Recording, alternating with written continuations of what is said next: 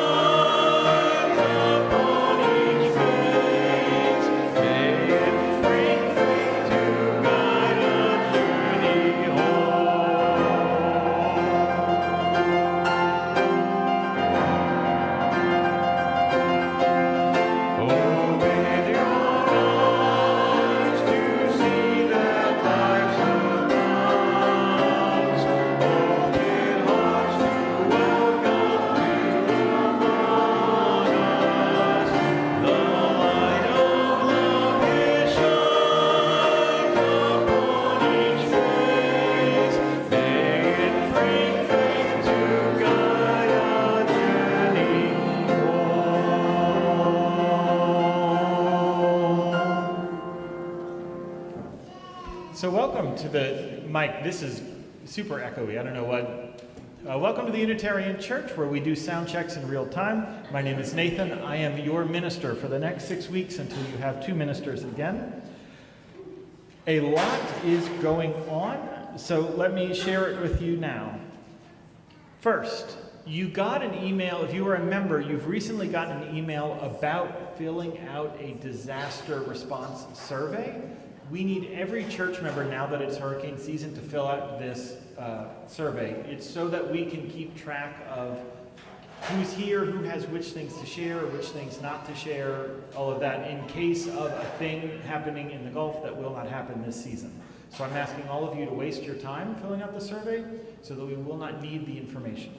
Does that make sense? Yes. It's like an umbrella so it won't rain kind of situation? Good. Also, today during middle hour, there will be the climate sub-team, the social justice sub-team on climate in room 7. And then at 1 o'clock, if you want to come back for this, we are having basically a support group, a how-to for family and friends of someone who is trans. And this is not, trans people are welcome, but this is not designed for trans people. It's kind of a how to live a life when you know someone is trans, how to not do harm, how to live in a way that can affirm them. So that's at 1 o'clock in room 5, I think. 5, we think. I mean, come here at 1 and ask where it is. All right, the other thing, in all of July, our own Leslie Grover is going to be doing, so you all have said, those of you who are parents who've been a part of the Parenting at Tumultuous Times loved it. And a lot of you who are not parents said, well, what about us? And so our own Leslie Grover has agreed to do all of July art and storytelling in tumultuous times. So that starts next week. Not this week, but next week. And then the last thing is the auction is August 2nd. There's 2 parts of the last thing. And so there may be a table out there, or there will be soon, if you would like to volunteer and help with the auction. We need that. And then we have the headliner. We have both musicians for QueerFet, which is October 4th. Because QueerFet costs a good chunk of money, but it raises more, we are selling tickets now. So if you want to buy a ticket for QueerFet, so we have the money to then spend the money, you're welcome to. We have a table out there.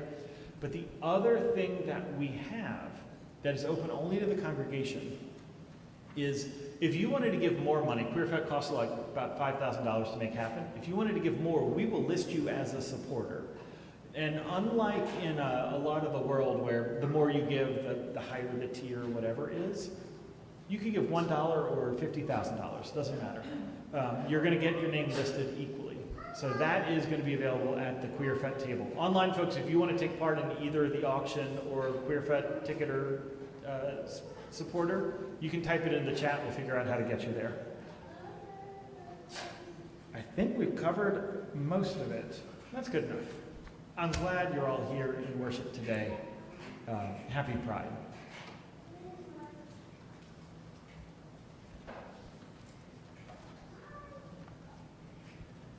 And so not to add another announcement to the list, but a request. If y'all would like to help put away the pride decorations Next service. after the next service, that's what I was going to say. Please come back at 12:30 and help us put away ribbons and pinwheels and posters. So, as you know, I spent last week at our General Assembly, which is the big denominational gathering of Unitarian Universalists from all across the continent. And one of the sessions was a hymn sing for our new hymnal. And Owl and Minnie up there, they came with me to the singing session. And they were absolutely delighted that owl voices joined the chorus. No, you didn't get that. Owl voices can join the chorus. There we go. And so towards the end of this, I found myself standing up on the side of the room because it's really hard to sing and not stand. I was standing with two of my colleagues, a young mom with blue hair with her first baby on her hip, and a middle-aged parent whose teenagers I have watched grow up. And we were all singing. We'll find joy in the morning. In the morning, we'll find joy. We had been singing for almost an hour, and I looked out over the room, and the joy was palpable. You could feel it. You could see it on people's faces and feel it in the energy rising up in the room. This was a room full of people who were jubilantly, exuberantly themselves, as Owl would say. People who were glad of who they are. I know, because I'd heard some of the stories, that there were people in that room who had lost jobs, who are parents of trans kids, who are non-binary or trans or poly or queer in any number of ways, who are experiencing the harsh resurgence of in-your-face racism, whose family members are at risk from ICE or Homeland Security.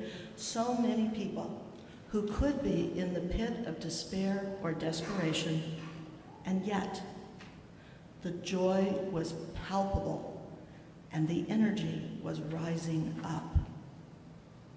I remembered a story about the song This Little Light of Mine. Reverend Siku, there should be a picture up here soon. Reverend Siku, who was one of the organizers of the counter-protest to the Unite the Right rally in Charlottesville in 2017, he said in an interview, originally we were just going to stand silently, but the people were marching past us, cursing and yelling.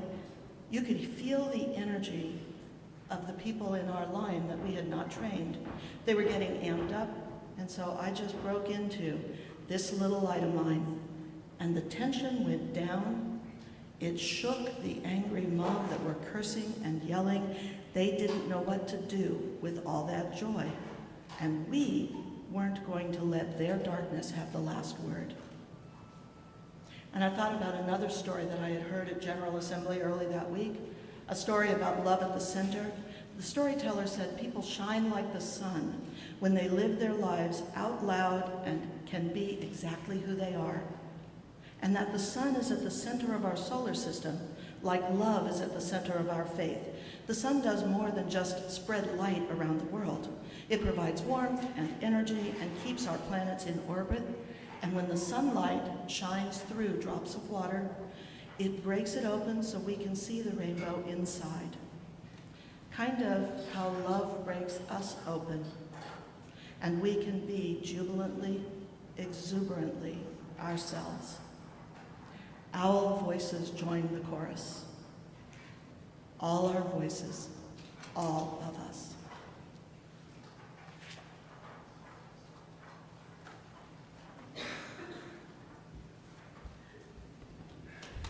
And with that, I'll invite you into this morning's prayer and reflection. That great spirit that has held people for as long as there have been people. The God that we know when we see love and hope. Be with us on this day. And hold all of those who are trying to let the joy come back in their lives. Hold all of those who have felt crushed by grief or circumstance or addiction or depression or whatever it is that has been holding you back. Let us today be an open people, where you are able to celebrate who you are, just as you are. May you do the work you need to do to uncover that spark within you.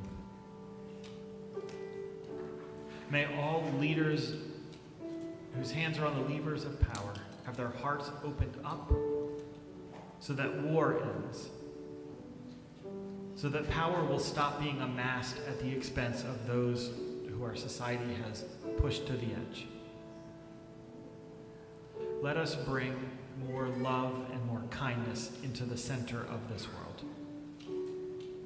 May you know it is good you are here. Amen.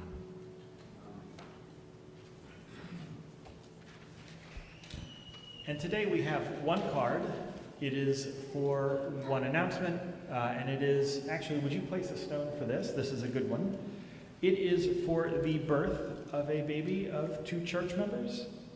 This is Elena Jo Poche was born to Becca and Trey Poche a little while ago, and so we're going to send a card to them.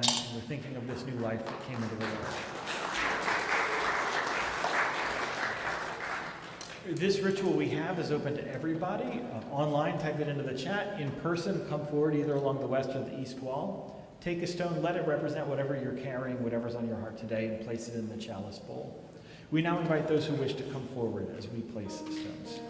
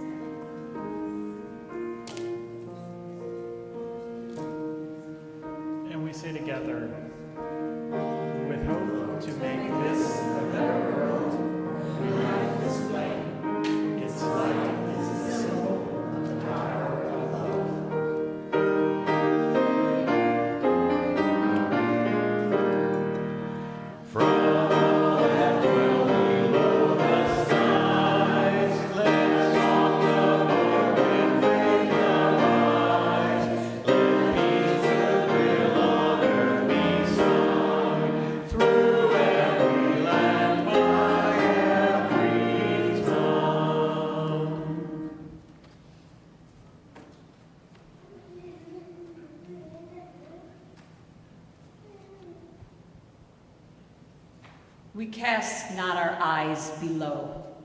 We say to ourselves, we are how we came, wounded from struggles, triumphant in our survival, entitled by birthright to belong to this, the only humankind there is, saying, I am included, I belong, I am here, and I will be and do.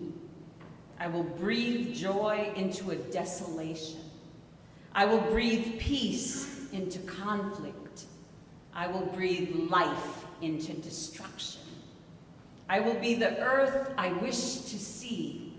I am growth and hope and glee.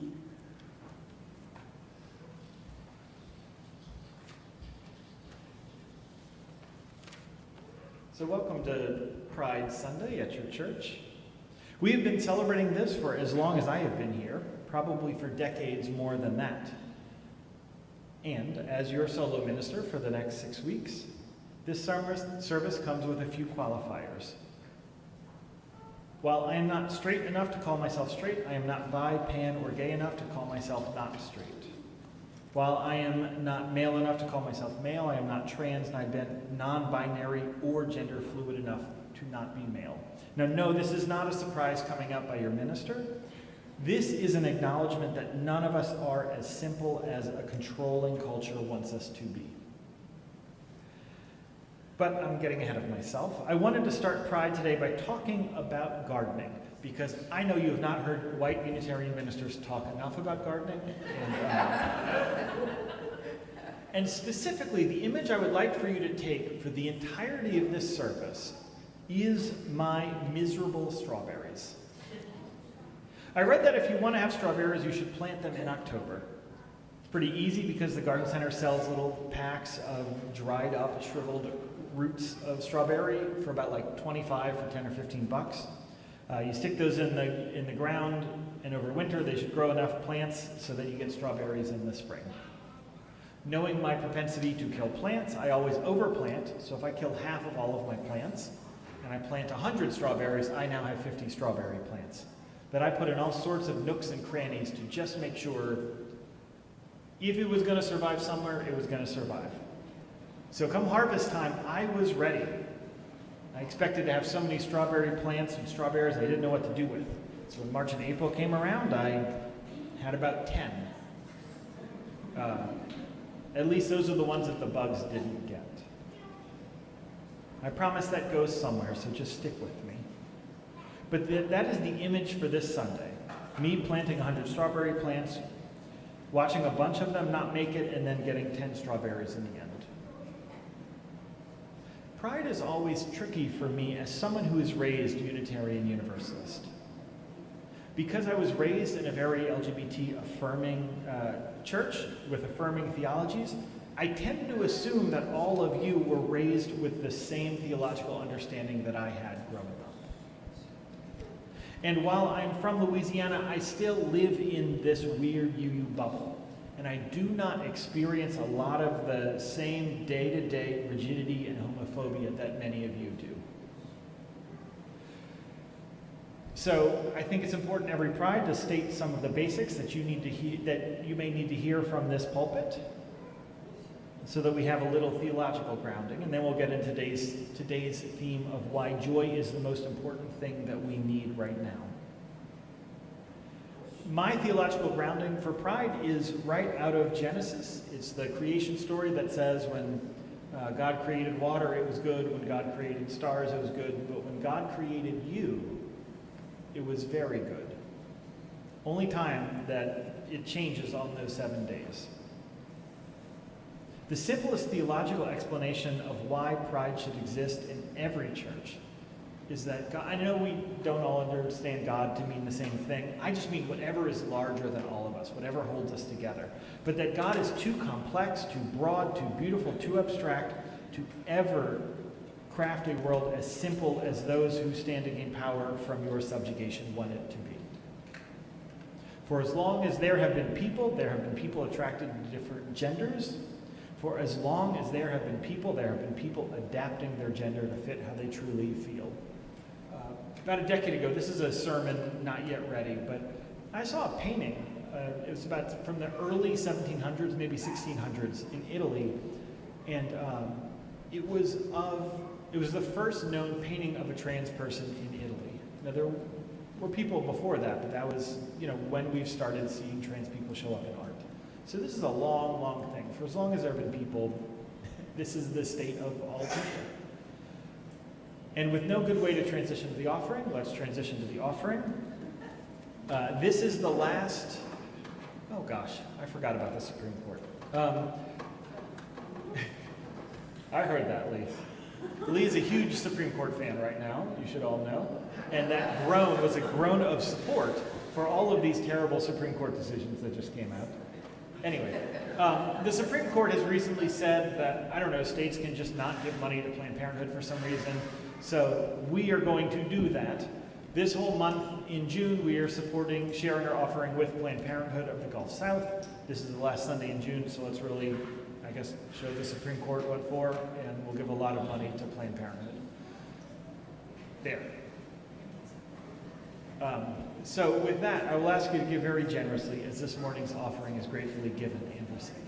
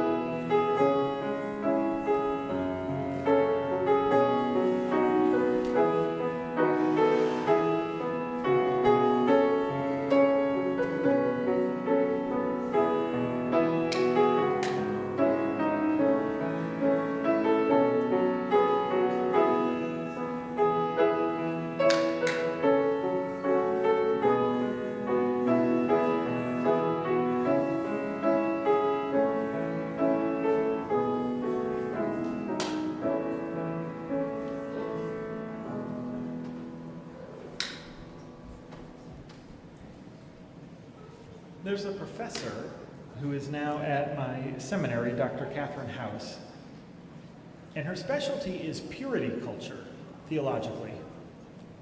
Now, for those of you maybe who are not white or who are not white and didn't grow up in the South or grew up in the South in the 80s and 90s, you may not be familiar about purity balls and the daddy-daughter dances and stuff like that. Does everyone know about that stuff? All right, enough of you. You said unfortunately. I haven't come out as pro or con yet. I only said a paragraph. We'll find out. Okay. The idea of a purity ball is that a woman is pure, and more specifically, a girl's abstinence is pure. It's not that her sexuality is pure. It's that her denying her sexuality until she is married is the only true path. Now, this culture also claims any deviation from that very simple gender role is an affront to God. And those who push purity culture always try to pull it back to the beginning of religion.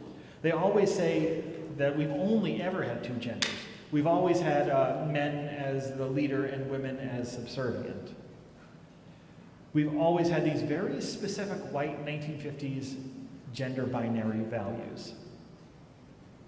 But one of the things that she said, I talked to her last week when I was at General Assembly, that what's interesting is that while there's always the claim that there's always been two genders, like it's biblical, it goes all the way back to whenever, this idea of the two genders, and more specifically the woman as pure, it only seems to show up in our culture when there's a group of people who are starting to get more rights. It is big right now, the gender binary, the sort of rigidity. It's big right now at a time when black people are simply asking for police to not kill them, for trans people are asking to simply be able to go to the bathroom and to be in school without being harassed. Purity culture got big in the 90s. This professor said probably as a reaction to the AIDS crisis. It got big on either side of emancipation, often to cover up sexual assaults by white men, and as mob justifications for lynchings. Because the accusation against a black man was that was always often something about violating the purity of a white woman. In other words, whenever we see a resurgence of a rigid gender rules or a rigid binary and a focus on white-female purity, it's usually because there is something larger in the predominant culture that feels threatening. Some new group of people getting rights. And it's the sort of dominant cultural reaction to perceived adversity. So is there anything going on right now that could be causing people to feel adversity? That's a like climate change, COVID, authoritarian, like all of the things thing. I was at a Together Baton Rouge meeting on Tuesday. And one of the things their lead organizer was saying, and by the way, he's a member of this church, he was raised in this church, and he is preaching next Sunday here. I stuck a little plug right in the middle of the sermon. But one of the things that he was saying is the most important thing that we can be doing right now is to make our institutions stronger and to build relationships. He said for the next 6 months, what he hopes Together Baton Rouge will do is to focus on strengthening our institutions. And he asked our response, both to the meeting and his statement, and I said that I'm just feeling a little impatient. Not at him, not at Together Baton Rouge, but just in general. And then someone who was representing migrant communities there, she said that she is seeing a large number of people buying tickets to Central and South America because they just want to leave instead of living with the uncertainty of whether they even know if they're going to get separated from their families or not. Citizen or not, with documentation or not. She said that people are sick of living in the fear of ICE raids right here in Baton Rouge. And in a way that both acknowledged the complicated and conflicting realities, but not in the way that seemed to mute anyone's perspective of another. Abel said that, he said, you're right, the world is on fire right now, but it's not the first time this world has been on fire. The work I'm asking us to consider today is to figure out the reason and the justification for joy when so much can feel terrible. How is it we can celebrate right now when people all over this country and in Baton Rouge are living in fear? Fear of being ripped from their homes, fear of most of the progress that we've seen with police reform or basic human rights for LGBT folks is being dragged back decades. When we may not know where our next paycheck is coming from, or when we just feel like we're losing access to the safety and support that we always thought we would have. How do we find joy in that? And that is the spiritual work we must engage in. Unitarian Universalists love to say that pride is resistance. We say it so often that it kind of loses its meaning sometimes. What I'm asking is actually the Mardi Gras question. And all of the readings that I found today, I pulled from my Why It's Okay to Do Mardi Gras sermons that I do for the last 5 years. But how is it that us celebrating is a form of resistance? A form of resisting all the dehumanizing violence that is being launched everywhere right now. So for the next part of this service, I'm going to invite you to do two different things. The first is to make space in your heart for all the martyrs of this cause of pride. In a few minutes, we're going to hear an anthem by the choir that was written as a part of a larger honoring of Matthew Shepard. He was a gay white man who died in Wyoming, who was killed for being gay. June is the anniversary of the Pulse nightclub shooting. This is the largest terror attack on LGBT people in the history of this country. This was just 9 years ago. Before Pulse, the upstairs lounge fire in New Orleans was the largest terror attack against the LGBT community. That was 52 years ago this week. Stonewall was a few years before that, which is a riot, a protest, an uprising. It was the breaking point where those who did not fit the confines of the way our too small world forces people into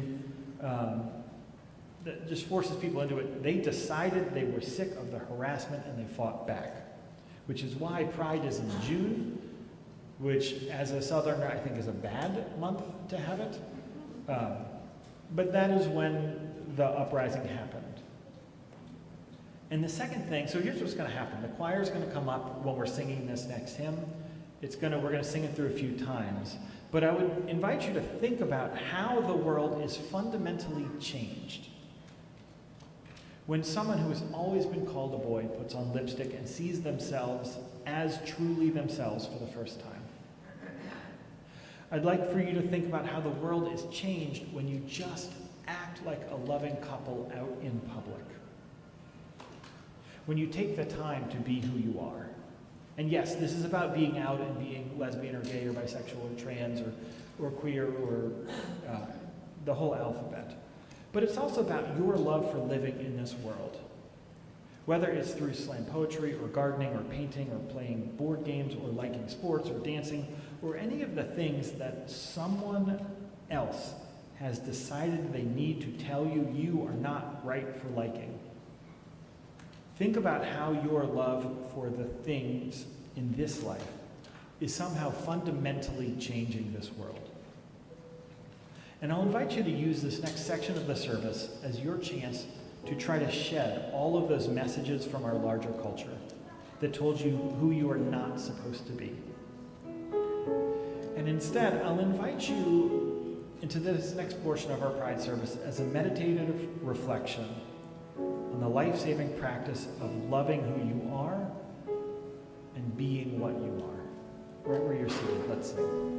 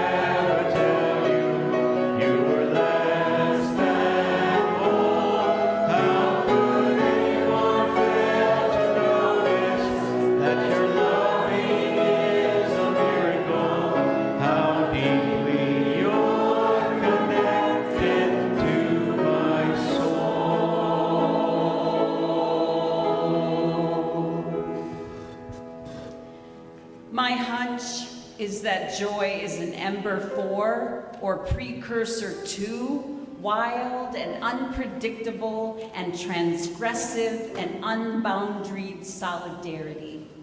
And that solidarity might incite further joy, which might incite further solidarity, and on and on. My hunch is that joy emerging from our common sorrow, which does not necessarily mean we have the same sorrows, but that we in common sorrow, might draw us together. It might depolarize us and de-atomize us enough that we can consider what in common we love.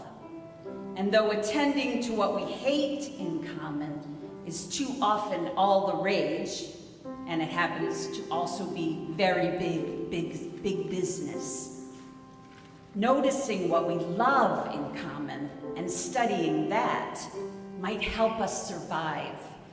It's why I think of joy, which gets us to love, as being a practice of survival.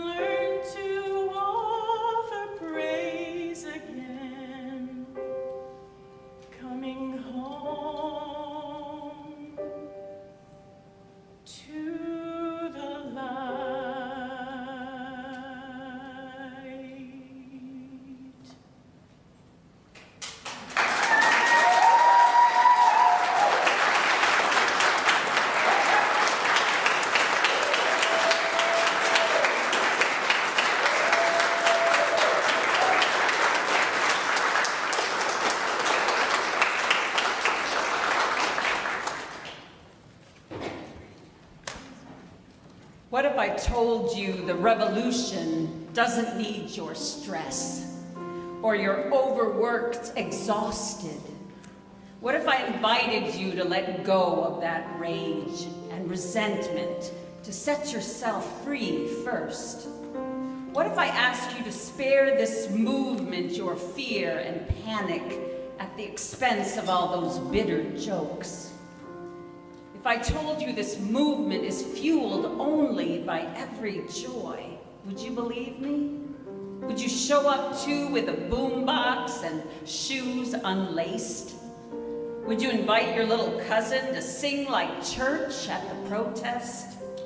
Would you kiss in public and call yourself courageous? Would you hang out in your homie's garden plot braiding garlic? Would you make love more often and embrace your every ecstasy? Would you read quietly, knowing you were changing the world with each moment of chill? Would you whisper sweet words to yourself in the mirror and cook dinner with a dear friend? Would you suddenly have time to write poems or take a bike ride with your daughter? Would you plan a vacation to someplace beautiful and savor your food for the sake of us all? Would you pay more attention to what makes you happy? Would you sleep in and drink wine while making art? Would the way you feel come into focus? Would loving people be the most important part? Will you come to replace complaining with writing thank you notes? With noticing beauty, will that become your religion? I want to tell you, the revolution will be joyful, that your happiness is a necessity, and your love will be remembered. Let's sing again.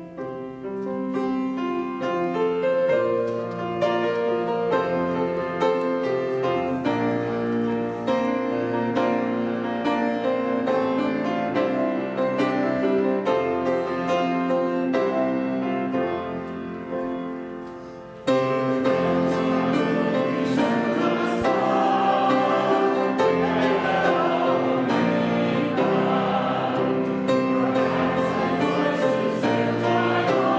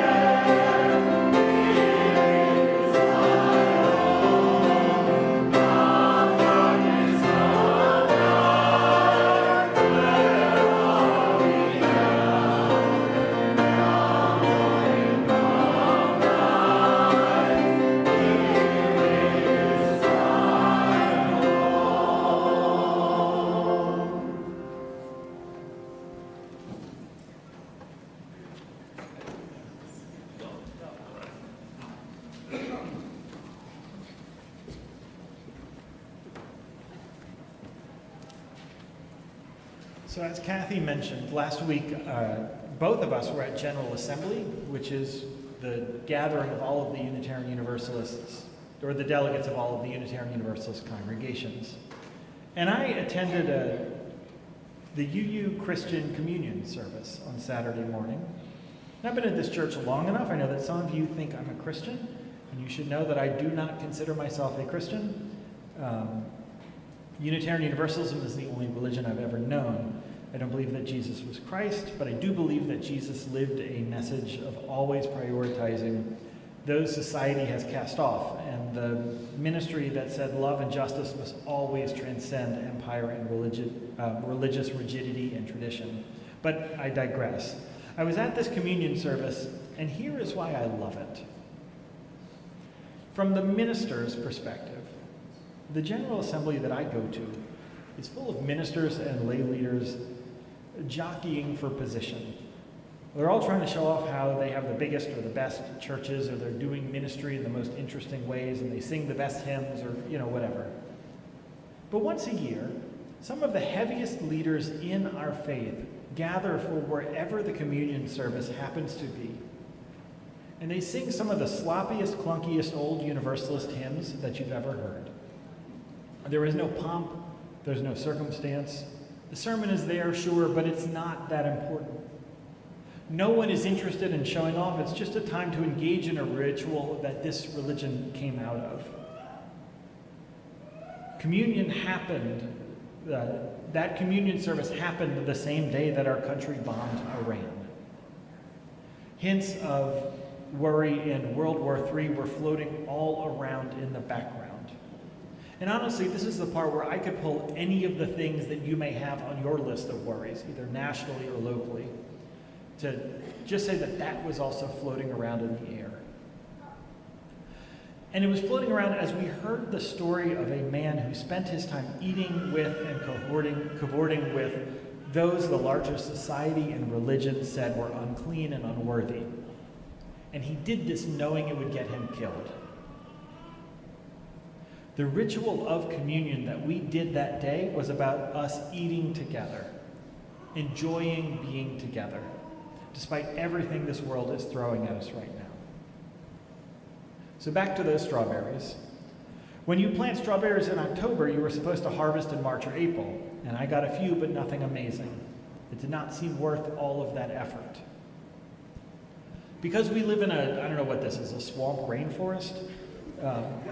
After I went out of town for the week at General Assembly, when I came back, my garden was a mess.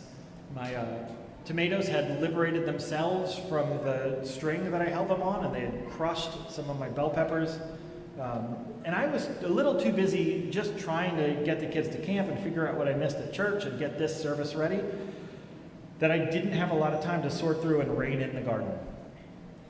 But in the spirit of procrastinating for this sermon, I spent a solid 10 minutes in the 800-degree heat pulling some of the runners from the strawberry plants. So when the strawberry is happy enough, it'll send little things out to try to make new plants. And the strawberries were very indiscriminate in when they sent the little runners out. And I didn't want them in all the places they wanted to be. So I spent those 10 minutes just moving them where they needed to go. But what's going on right now, what's going on under the surface, is my strawberries now have deep enough roots that they are starting to spread. They had the time to do the work to get sturdy and healthy so that they could produce. Celebrating when the world is on fire might seem counterproductive, but it is us setting roots deep. I was thinking a lot about color yesterday when I was at Pride Fest. There were more colors, and it's not like a description of anything other than literal like Pantones. There were more colors in the room at Pride Fest than I have probably seen in my entire year. And sometimes you can actually learn something just by noticing how people look, whether they're happy or sad or confined or free. And the colors were just everywhere yesterday. And I think that speaks to something. But one of the spiritual practices that we as a church need to take on right now is to very clearly focus on what we can change and what we cannot change in this world. We are living in an ecosystem that fights for your attention. When you watch cable news, when you share cable news, when you sort of find yourself in the stream of outrage that is the cable news cycle or the social media news cycle, you are spending, and especially when it's things you cannot change, you are spending your attention in ways that are not helping dig your roots deep.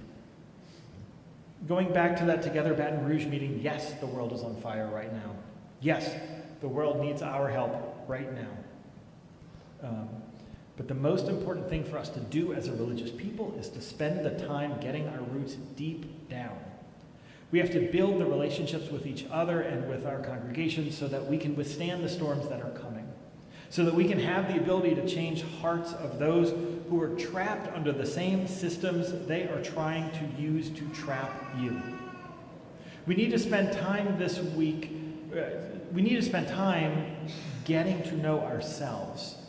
We need to be in deep discernment so that we can make sure our desires and our identities and our motivations come from that deep-rooted place within each of us and not part of some larger social wave. The world that I want in this church, the world that we are getting closer to experiencing, was exemplified in that UU communion service. The entire service was led by queer Unitarian Universalists. That was not the point of the service, but their presence was fully saturated throughout the service, without apology and with ample celebration. The minister who delivered that sermon serves as the associate minister at the Foothills Unitarian Universalist Church in Colorado. His name is Sean Neil Barron. I've known him since he was about 17. Now, I could not find a recording of his sermon at the communion service, but I wanted you to hear a little bit of his message. And he had a similar message when he was the keynote at the FOS lecture the day before at General Assembly. This is the religious educators' big presentation they have. So he captures why I think we should be celebrating Pride and focusing on building relationships. And I wanted you to have just a little taste of this experience. So the video I made is not great. The video quality was not good, and I had to do a screen recording on my phone to be able to get it for you. So with all of the technological apologies, I'd like for you to hear just this 2-minute part of his about 45-minute message. Everything. Because when I know your name, conversations start to deepen. I might get to hear what you like to do, what makes your heart race with excitement, and as trust builds, I might get the privilege of learning where you're really from, not just your zip code, but who shaped you, what broke you open, what put you back together. And then when I know where you're from, I might hear the raw edges of your pain, what keeps you up at night, which always leads to glimpses of the power hiding inside each of us that might just change everything. It's so small, just remembering a name, just asking what matters, just listening to someone's story. But here's what I've learned. When you take someone's grief and mix it with with glimpses of their power and add their deepest passions and give it time, that's where the magic is. You don't get followers.